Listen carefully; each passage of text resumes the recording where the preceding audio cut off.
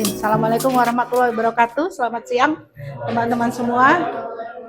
Ya, hari ini kita akan melanjutkan materi kita, yaitu mengenai evaluasi kinerja portofolio. Ya, ini adalah materi untuk menilai kinerja portofolio. Tentu teman-teman sudah tahu mengenai portofolio.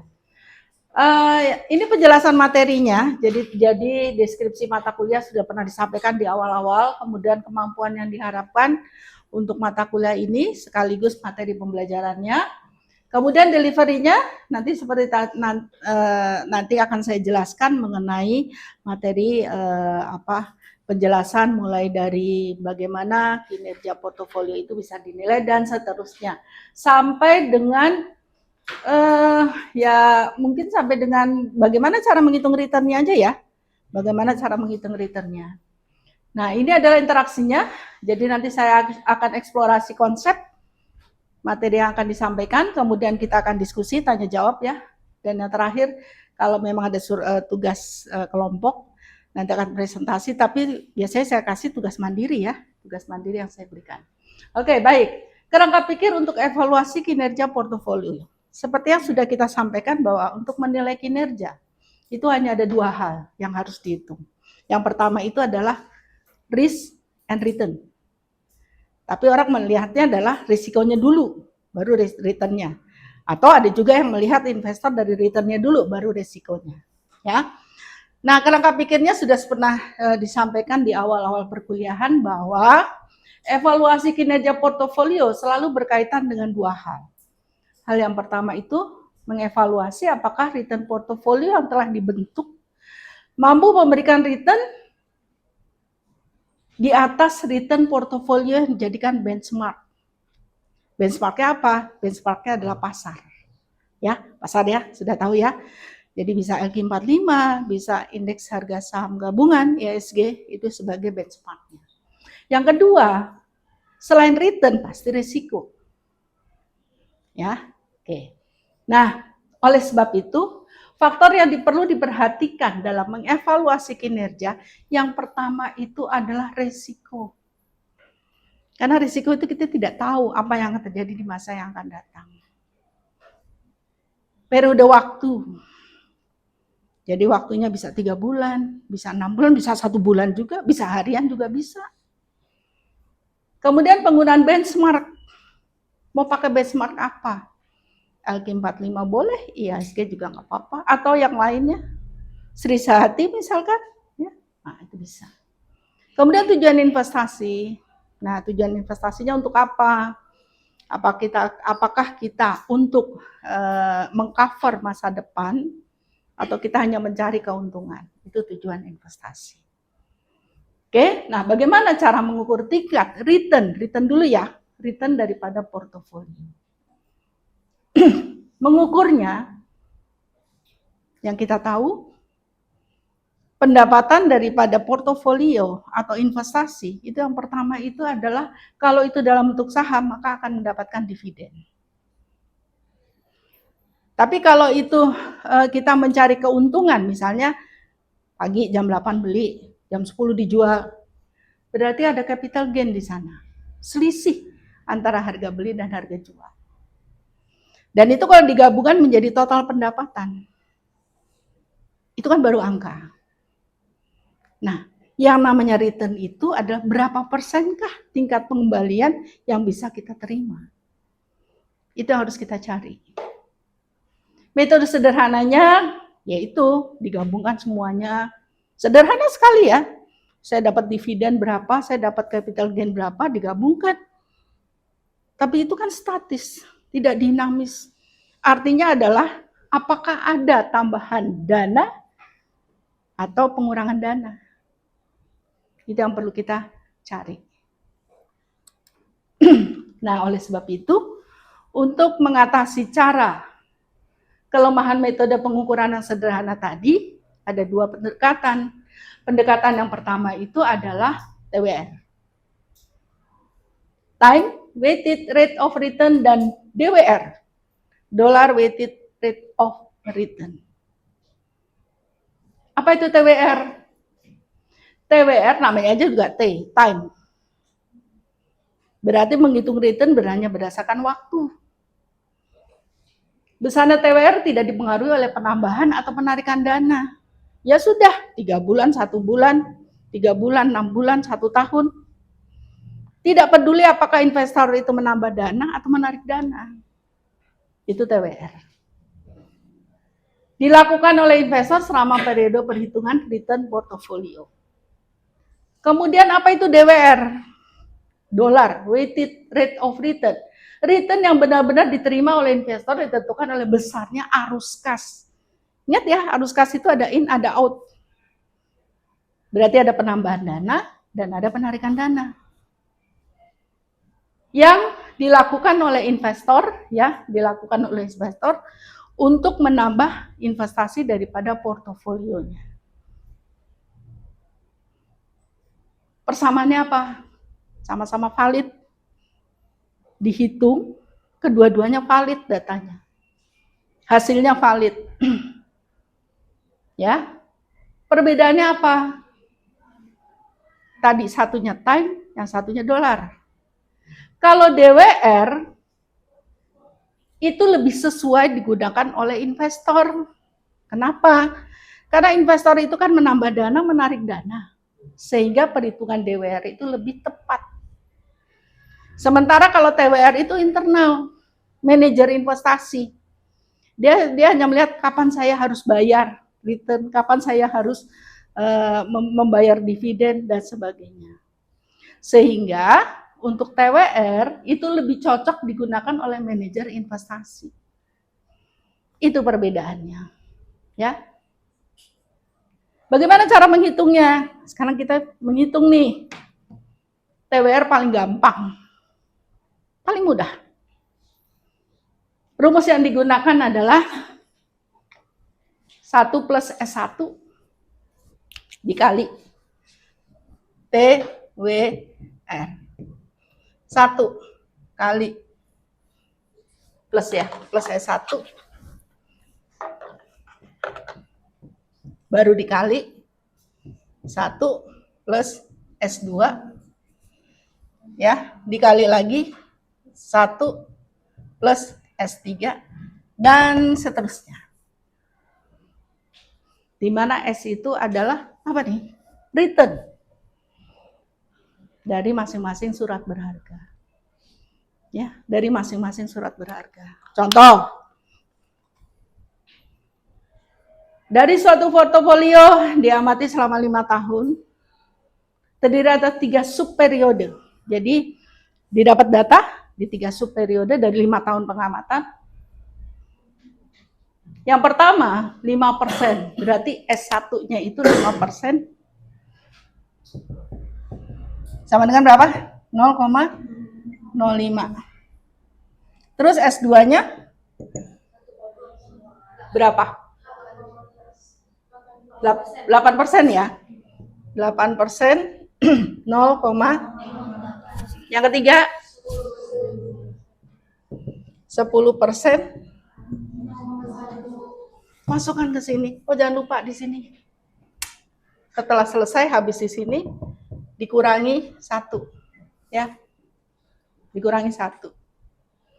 Jadi TWR sama dengan 1 plus 0,05 dikali 1 plus 8 dikali 1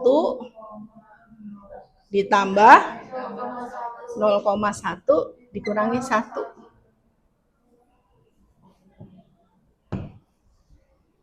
Hasilnya 24,7 atau 0,247.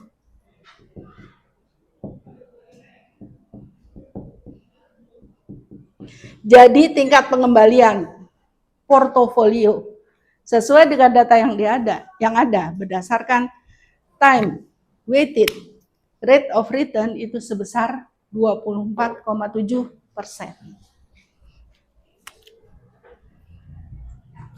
Ini menggunakan TWR.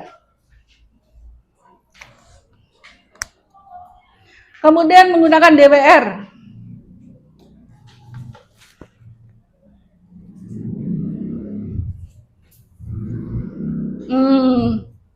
Rumusnya agak sedikit apa ya, keriting ya. Karena ada sigmanya, karena ada pangkatnya, ya. Tapi kalau kita pahami sebetulnya mudah. Di mana nilai awal portofolio yang kita cari apa sih di sini? R kan ya, return-nya kan yang kita cari.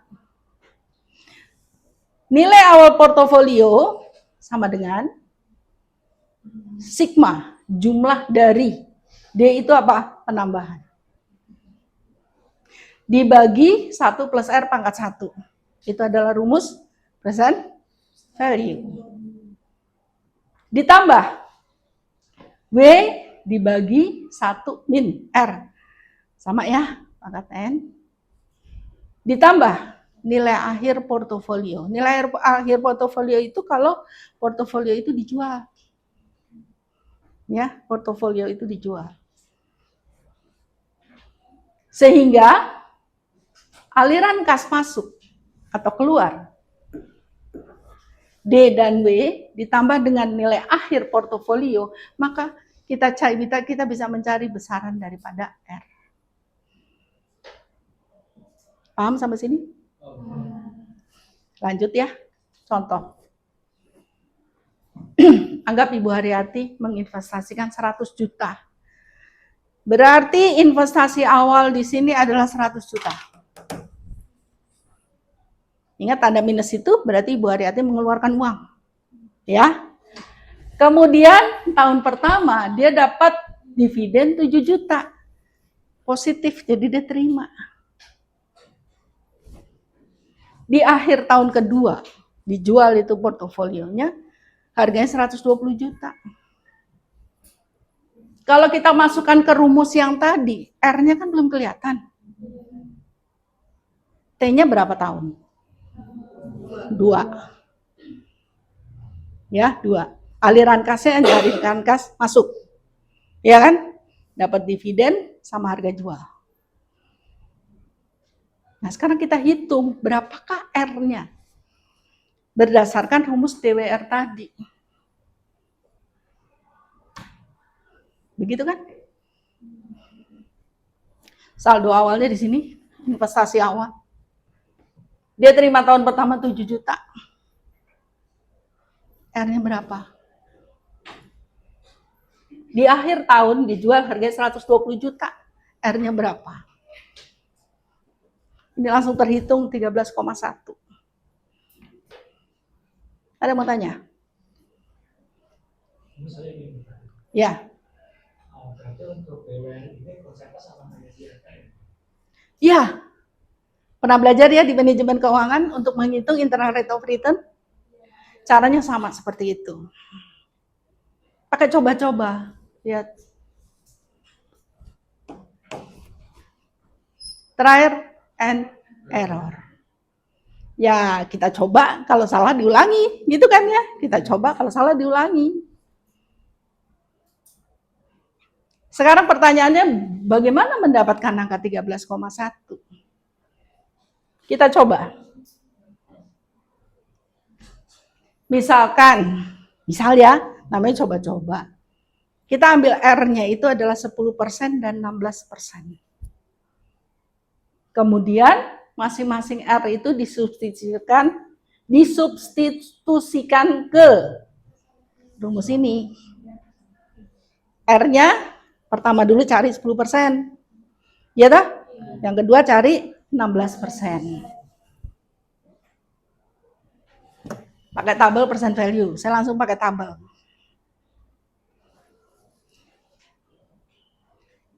Nah, ini dia angkanya. Ya toh? Ini 10%, ini 16%. Berapakah percent value-nya? Untuk coba R 10% dan coba R 16%. Kita coba yang 10%.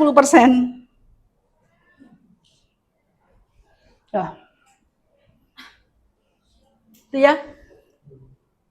Masukkan 10%. Nih. Jadi 7 juta dikali 0,090 ketemu 6363. 636. Terus karena 2 tadi 7 juta sama 120. Di total 105. Di atas 100.000 atau di bawah di atas 100 juta atau di bawah 100 juta? Berarti yang atas sudah ketemu ya. Sekarang kita coba yang di bawah. Kalau di bawah bunganya lebih tinggi lagi atau lebih turun? Lebih tinggi lagi. Konsepnya gitu ya, berbanding terbalik. Ini 16%. Hasilnya berapa? 95. Di bawah 100 juta kan? Ini yang kita cari.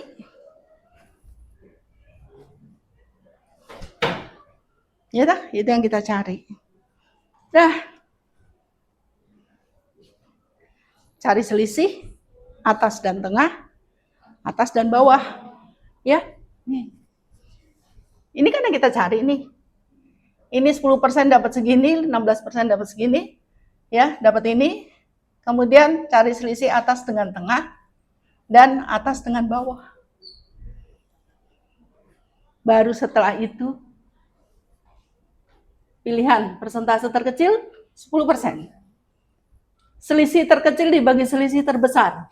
5537 dibagi 10 dikali selisih persentase yang diambil. 10% sama 16% kan? 6%. Plus minus ya, tadi hasilnya 13,1, yang ini 13,22. Begitu cara mencarinya.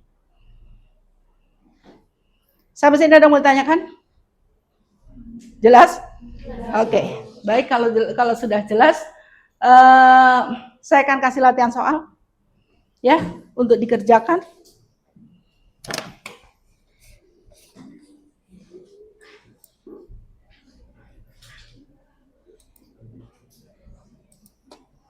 Nih, wah ini pakai syarat, nggak apa-apa lah. Ya, ini adalah latihan soalnya, nanti saya kirim ke, silakan nanti di capture, nanti saya kirim ke grup, ya, nanti dikerjakan. Baik, kalau tidak lagi yang mau tanyakan, saya rasa cukup kuliah kita hari ini. Selamat siang, terima kasih atas perhatiannya. Assalamualaikum warahmatullahi wabarakatuh. Waalaikumsalam. Oke, sama-sama. Nanti absennya ini ya, manual aja ya. Maksudnya itu yang saya masukkan ke sistemnya, nanti saya masukkan ke dalam sistem.